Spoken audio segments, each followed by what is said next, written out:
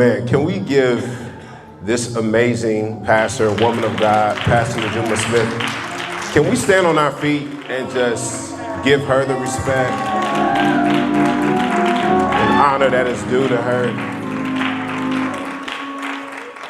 I don't have a long time. I have such a tight schedule today because I got to go coach football after this, believe it or not. Got to coach my son's football team, but I had some things I wanted to say before I got into the word. First of all, thank you, word of encouragement.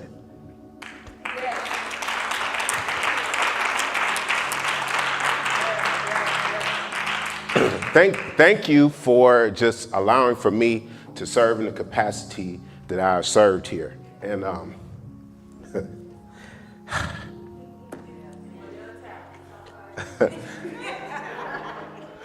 I start reflecting back on when I was about 19 years old, when I got my first job, if you will, playing for a church.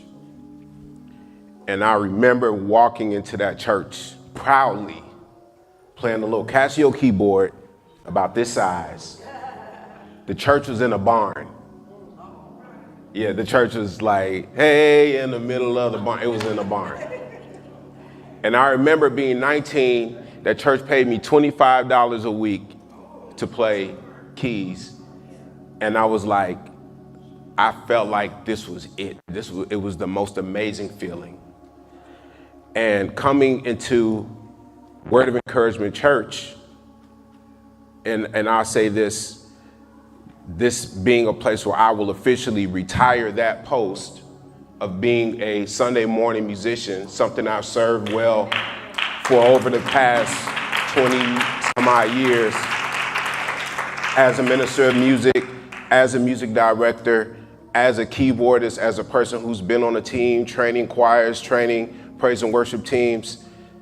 It's kind of a bittersweet moment because you know when you put in the hours and hours and hours doing one thing and then you transition to the next, sometimes it can feel like, am I doing the right thing? But I absolutely love Pastor Najuma because she did give me that phone call and say, what you doing, bro? You called to do something else. And I said, I know. You know, Pastor Najuma is not the type to be very dogmatic.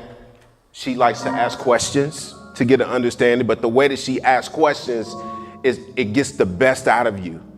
And I appreciate her as a pastor. I also want to say this. I came from a very traditional, if you will, upbringing as far as only seeing men being pastors. And seeing a woman being a pastor was associated with something that, to me, how I was raised, it was being viewed as a negative thing. I'm telling you how I was brought up and what I saw. When I walked into this church and I saw her leadership, I said, this is a pastor that I can and I will follow.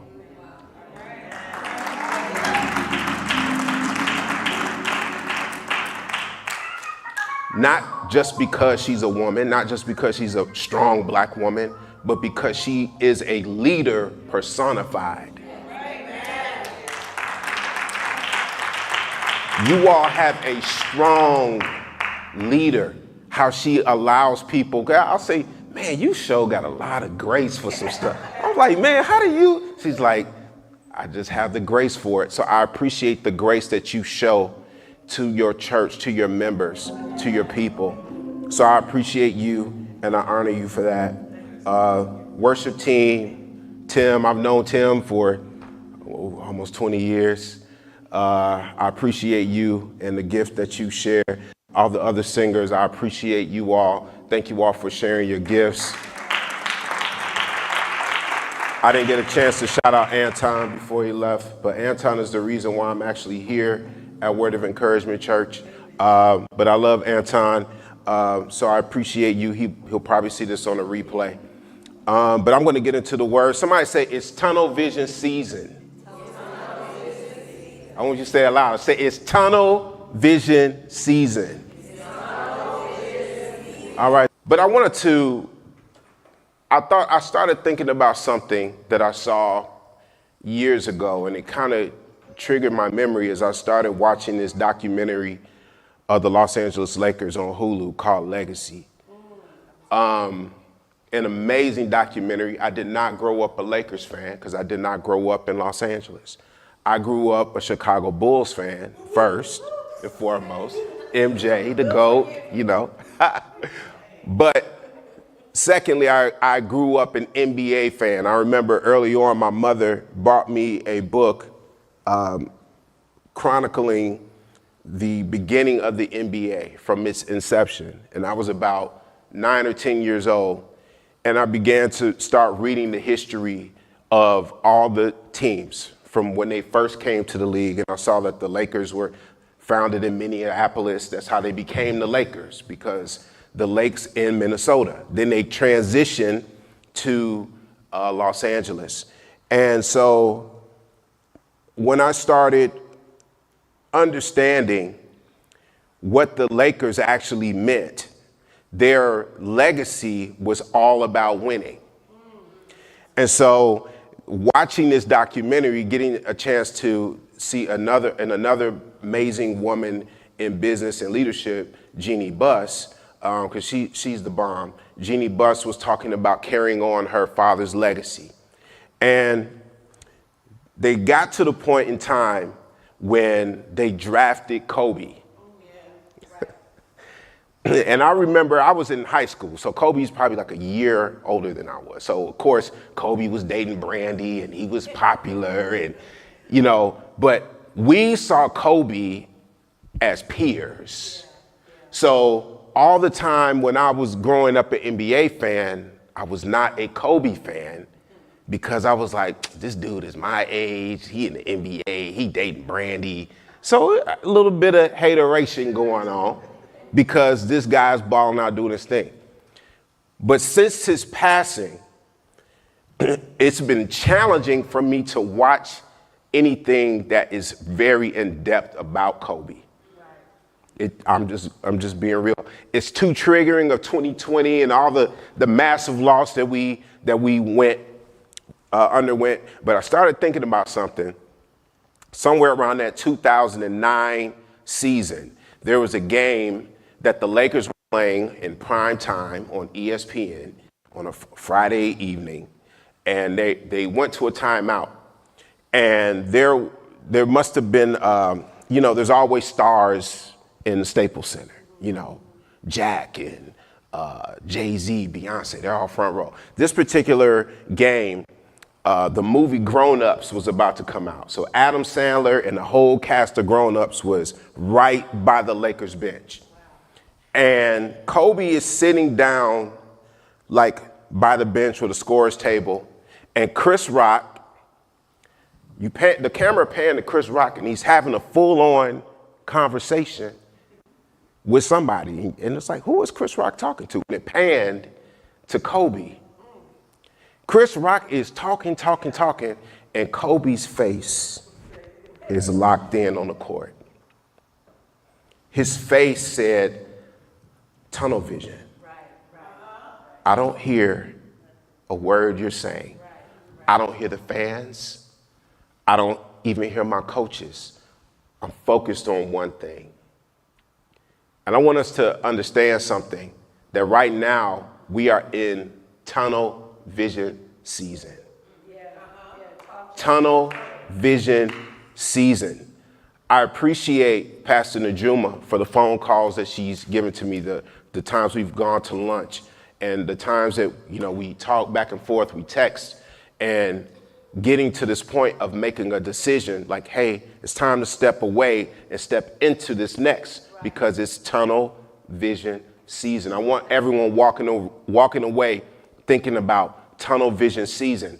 And there was another thing that happened in that same season, that every time I see this play with Kobe, I start laughing because this personified who he was.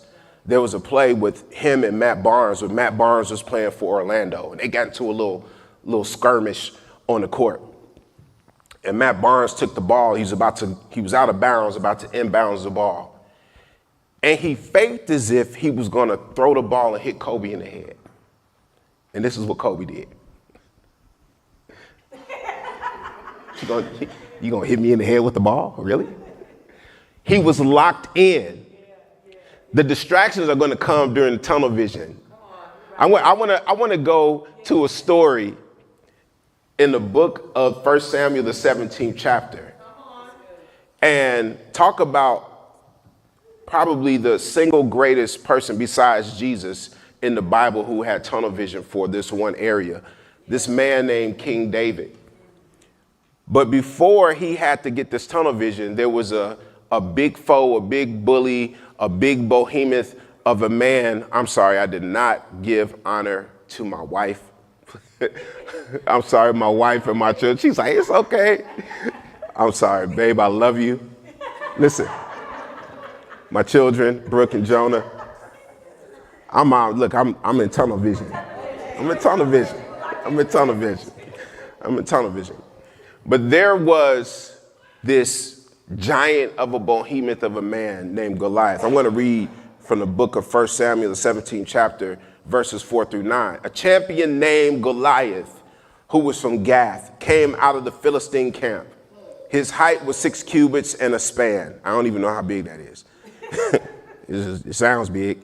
He had a bronze helmet on his head and wore a coat of a scale of armor of bronze weighing 5,000 shekels on his legs.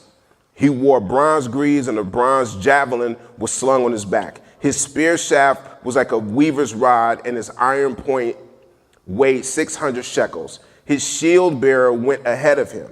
Goliath stood and shouted to the ranks of Israel, "Why do you come out and line up for battle?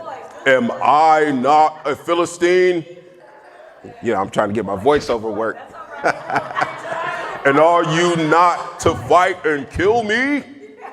We will become your subjects. But if you overcome him and kill him, you will become our subjects and serve us."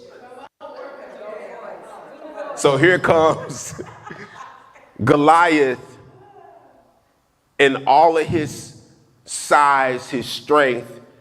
So to make matters worse, like you see somebody that big and they got that much armor, it's like, bruh, he's Thanos.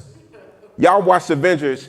When you see Thanos, low-key, Thanos is one of my favorite characters in Avengers because he's kind of got something else going on. But Goliath he's got this Thanos thing going on. And people are looking at him like, bruh, there's nothing that we can do with this. So in this story, what Goliath represents is the overwhelming obstacles that we're going to face on our path to discovering our purpose, manifesting our gifts, and growing in faith. This is what Goliath represents, right? Not just a big bully, but this is what he represents in our daily lives, right? So Goliath represents the bully who you have to deal with at work. The boss, the supervisor, the peer who uses every tactic available to intimidate you. I looked at some statistics. In 2020, according to Injury Facts, there were more than 20,000 workplace injuries from assault and nearly 400 fatalities. A lot of y'all are going through on the job. A lot of people are going through there are people who are getting bullied, assaulted. They are in toxic work environments because you literally have Goliaths that you have to work with or work under. Praise God, I haven't had to deal with any of that, but I have seen and heard about workplace culture that is so toxic because people are literally bullying them. Goliath represents your relationship obstacles. Anybody ever had a relationship obstacle? Whether it's a failed marriage that resulted in a divorce, and now you have to pick up the pieces and move on. It can be the lack of a relationship or a significant other that you long to have. Every single time you think there's promise in a relationship, something sours. That's a Goliath. A red flag comes up in that relationship with that person. Goliath it also can represent career failures. You tried to launch a business. You tried to get a better job.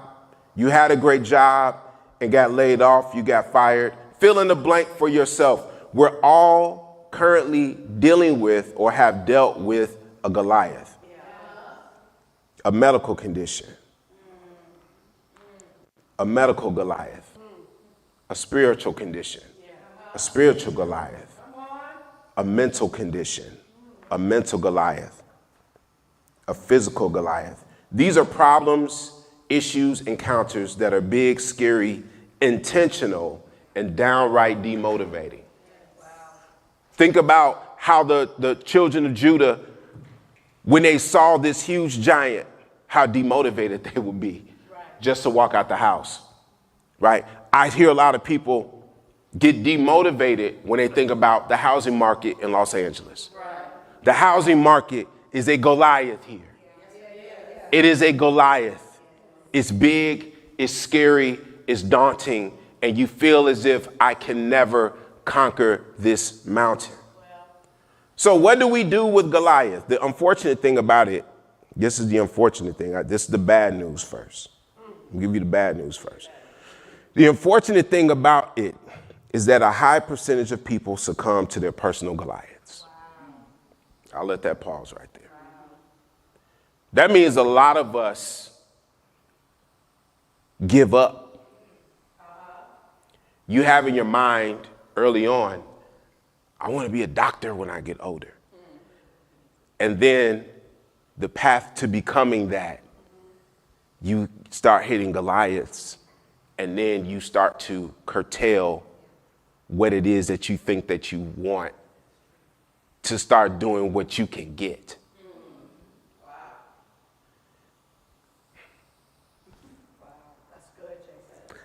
If we look at who he was in stature, that man was a beast. Not only was he a beast, he was a champion. So a lot of the things that we're going through, right, they do defeat us.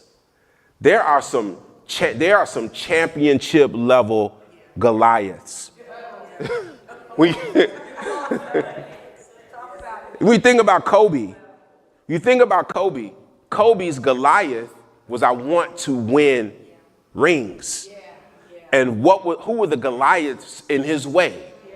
Michael Jordan, Hakeem Olajuwon, Tim Duncan, David Robinson, LeBron. He had Goliaths in his way. Shaq was on his own team and was a Goliath. So you got to think about the Goliaths at some point in time do win.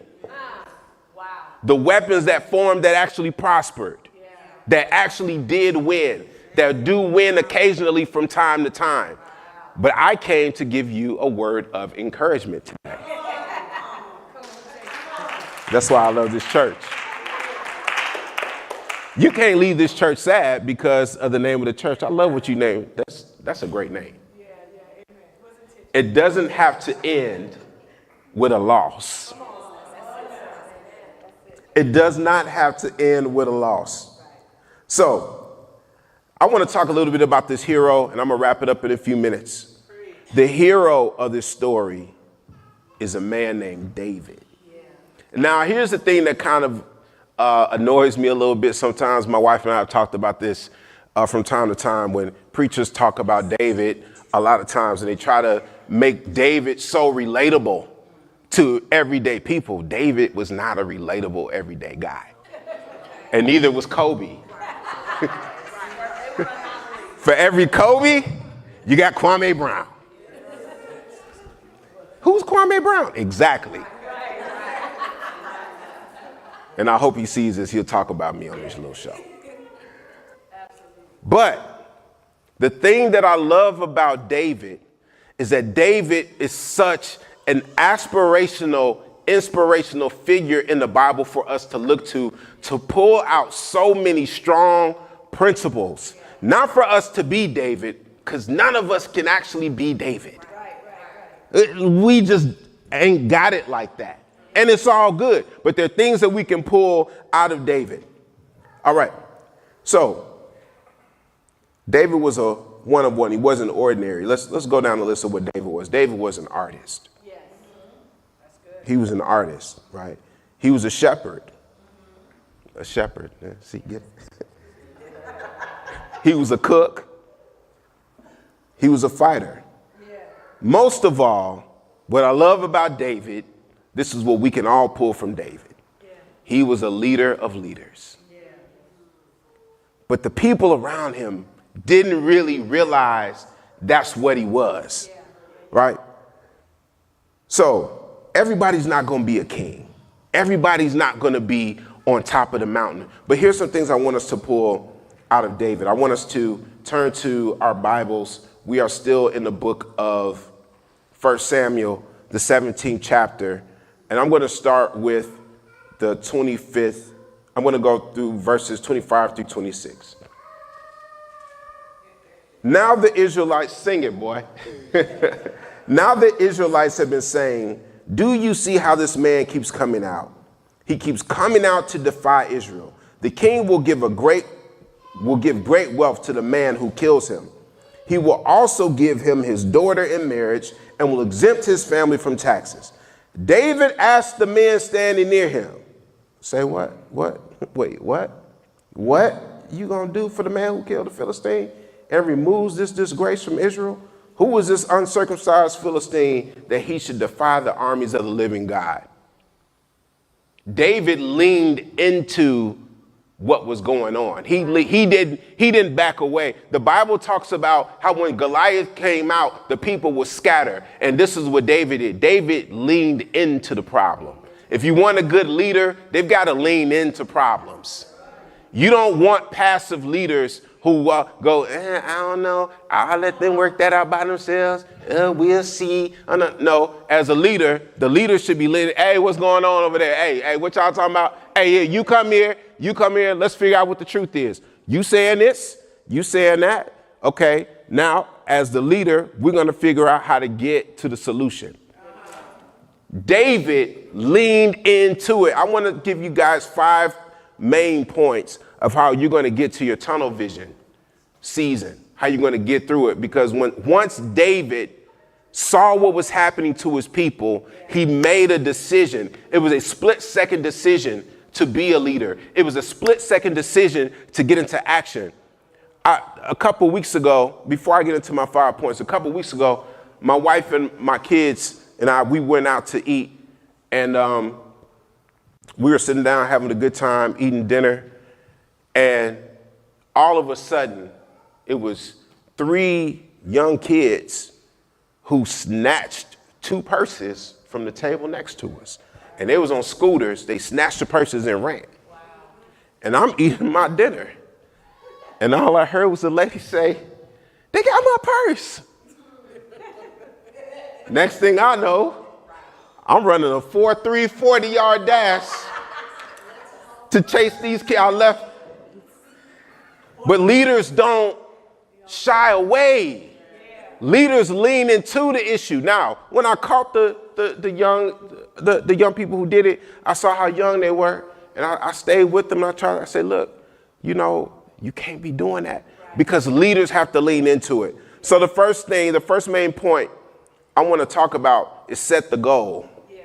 Set the goal. If you want to get to tunnel vision, you got to set the goal. Without a goal, you're aimless. Without a goal, you're aimless. March 5th, 2023, Illuminate Church. We launching. That's the goal.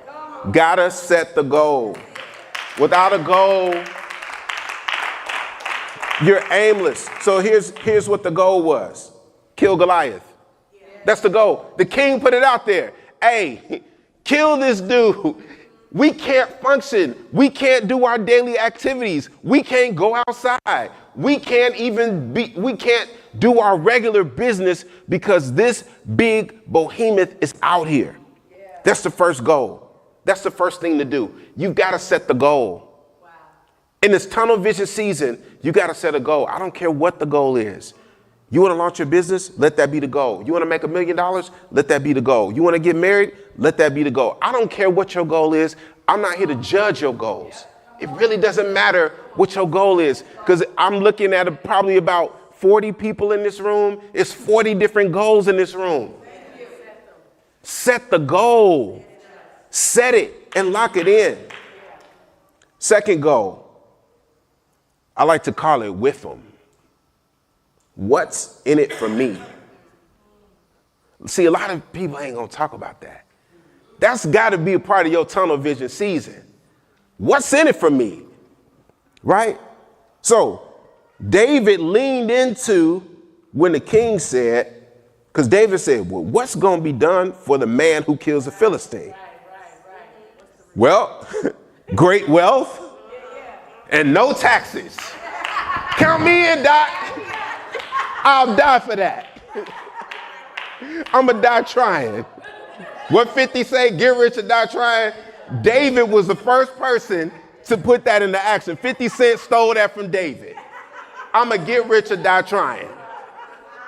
No taxes and wealth? What are you saying? And y'all ain't going to try? Please.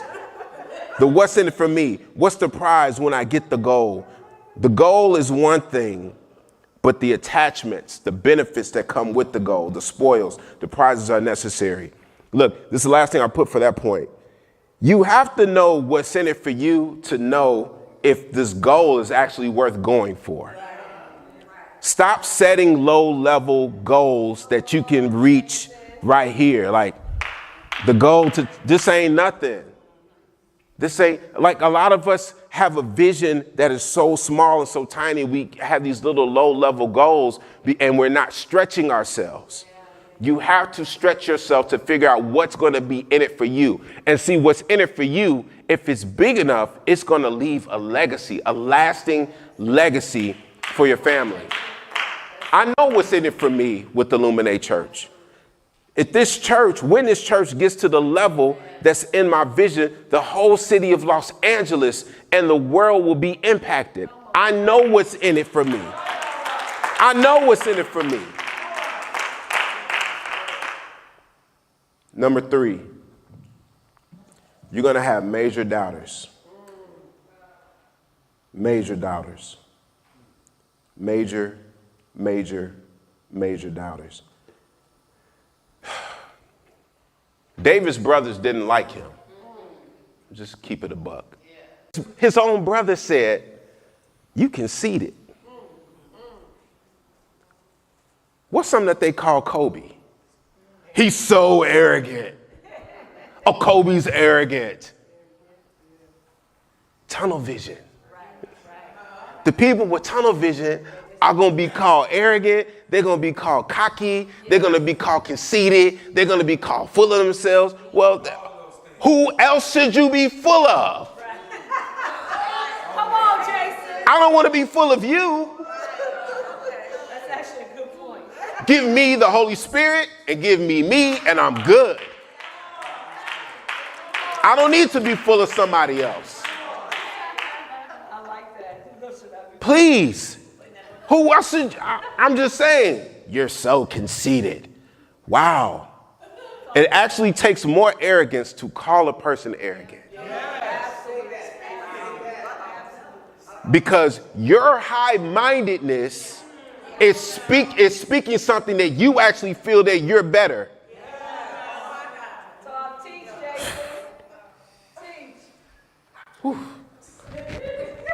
It's triggering. It's triggering. Because all David is asking, what's going to happen when I'm going to kill this guy? What am I going to get when I kill him? And what's going to happen with the people? Oh, you're so conceited. Bruh, you had all this opportunity. You got all the armor. You are the trained soldier. But yet and still, I'm conceited. You're going to have major doubters when you get tunnel vision. Just get prepared for it. Be okay with it. Actually lean into it. Have fun with it. You know what I'm saying? I'm not saying be super petty, but just, have a little pettiness with it. Like, oh, really? Oh, okay, cool. All right, bruh. Well, let's see you go and do the thing that since I'm not capable, you go do it. But on the other side of those major doubters, you're going to have major supporters. I gave you the bad news first and the good news second. You're going to have major supporters.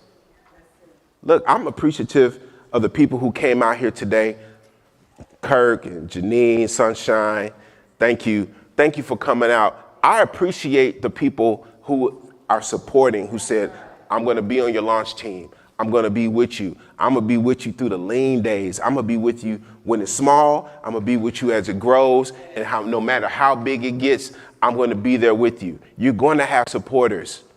I appreciate Word of Encouragement Church being a support financially, being a support in praying. I appreciate that, because in your tunnel vision, if you don't have somebody that is actually pushing you, saying, you got to do it. You got to go. You got to win. It was so great watching Kobe's teammates talk about him. They said, we saw it in him early. He was shooting air balls and we lost the playoffs, but the next day he was in the gym all day. And we said, this is going to be the guy that's going to take us. We need him to be that guy. I'm looking at people here now. Somebody needs you to show up. They need you to be that next thing. I know you tired, you are worn out, but we need you to be that thing. We need you to be that girl. We need you to be that guy. We need you to show up like never before. 5, have an unflinching faith. An unflinching faith. When Matt Barnes acted like he was going to throw that ball at Kobe, he didn't flinch. Right. It was another Kobe story. You know, he's walking through the tunnels, and during Halloween, they'd like to have monsters jump out and scare the players. And they were showing this, and all these players are jumping, getting scared. Kobe, too cool. They jump out. Kobe just ignored them. He was different, y'all. I'm sorry. He was different. He was like a David. He wasn't flinching. He wasn't scared. And when it came time to battle Goliath, they tried to put armor. They tried to put armor on David. And he was like, y'all, this is going to weigh me down. Stop trying to have the expectation of somebody doing it the old way. I'm not going to pastor the old way. I'm going to wear ripped jeans. I'm going to wear Jordans. I'm going to wear that's just me. I'm going to be authentically me.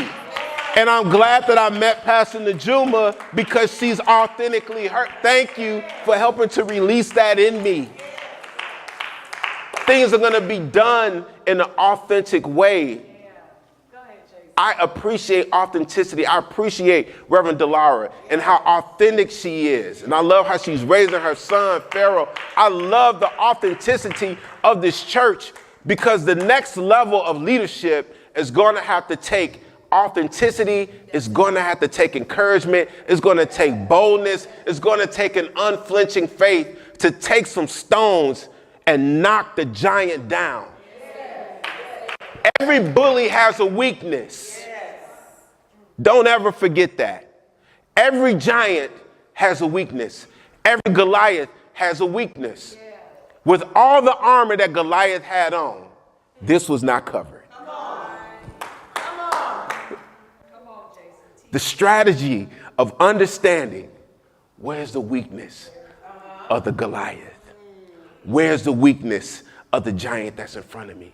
You go after the weakness and you knock the giant out in between the eyes. If the weakness was in the knees, David would have hit the giant in the knees. If the weakness was in his toes, he would have took his toe and stomped on his toe. But David knew where the weakness was. Why did he know?